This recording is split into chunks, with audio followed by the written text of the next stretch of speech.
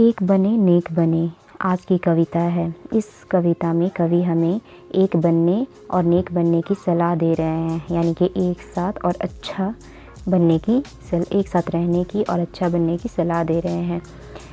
एक बने हम नेक बने हम, एक नेक बने हम एक बने हम, यानी कि एक बने हम, यानी कि सभी एक साथ रहें और अच्छे बने हम, और एक रहें जो उन्हें मार्ग से कोई मोड़ नहीं पाया है, एक हुए कच्चे धागों को कोई तोड़ नहीं पाया है। यानी कि इस कविता में कह रहे हैं कि जो एक रहा है, जो हमेशा साथ में रहा है, उनका रास्ता को कोई भी मोड़ नहीं पाया है, और जो जैसे कि और एक हुए कच्चे धागों को कोई तोड़ नहीं पाया है। एक पीस कच्चा धागा अगर हम लेंगे तो वो टूट जाता है, लेकिन वही बहुत सारे कच्चा धागा को अगर एक साथ तोड़ने की कोशिश करेंगे तो वो नहीं टूटता है। यानी कि हमको उस कच्चे धागों के जैसा रहना है एक साथ।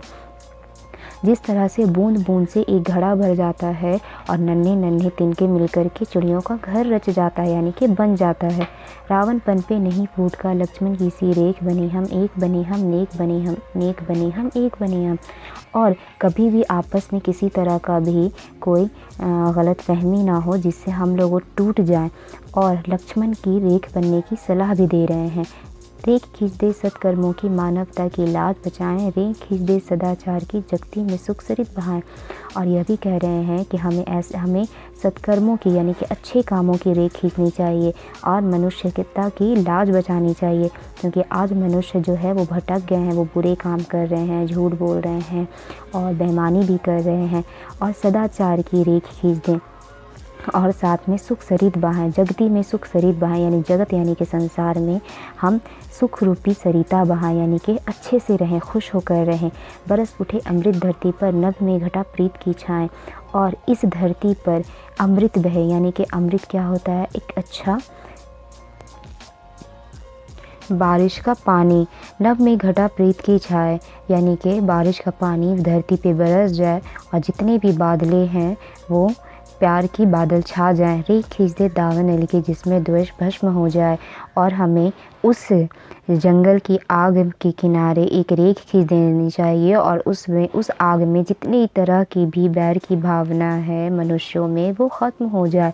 दुर्ग ध्वंस करने दानव का मुड़े ना ऐसी मेक बने हम, एक बने हम नेक बने हम। जिस कविता का भाव यह था कि बच्चे ईश्वर से प्रार्थना कर रहे हैं कि उनका जीवन एकता और ईमानदारी से पूर्ण हो, यानी कि एकता, एक साथ रहें और ईमानदारी से रहें। कोई भी शक्ति उनको एकता और ईमानदारी के रास्ते से विचलित ना कर सके, यानी कि हटा ना सके उन्हें। वे संसार में सत्कर्म, सदाचार, मानवता और प्रेम के प्रसार करें, जिससे मनुष्यों के बीच फैली हुई वैर भावना दूर होकर उनमें एकता व प्रेम की भावना जागृत हो। यानी कि वो हमेशा इस दुनिया में अच्छे काम और अच्छा विचार और मनुष्यता और प्रेम का प्रसार करना चाहते हैं, जिससे हर एक मनुष्य में से जो जलन की भावना है वो ख़त्म हो जाए और वो हमेशा एकता और प्रेम की भावना जागृत करे और एक साथ रहें। अब चलते हैं एक्सरसाइज में, यानी कि जो बहुविकल्पीय प्रश्न दिया हुआ है ये आपको खुद से करना है इसको। फिर है अति लघु उत्तरीय प्रश्न, ये आपको कंप्लीट करना है पोयम देख करके जो बुक में दिया हुआ है।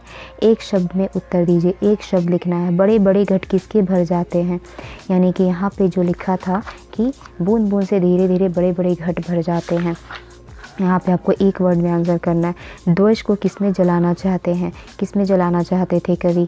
तो जंगल की आग में। कवि धरती पर क्या बरसने की कामना कर रहा है और धरती पर वे क्या बरसाने की कामना कर रहे हैं? तो प्यार की अमृत। बच्चे किसका दुर्ग ध्वंस करना चाहते हैं?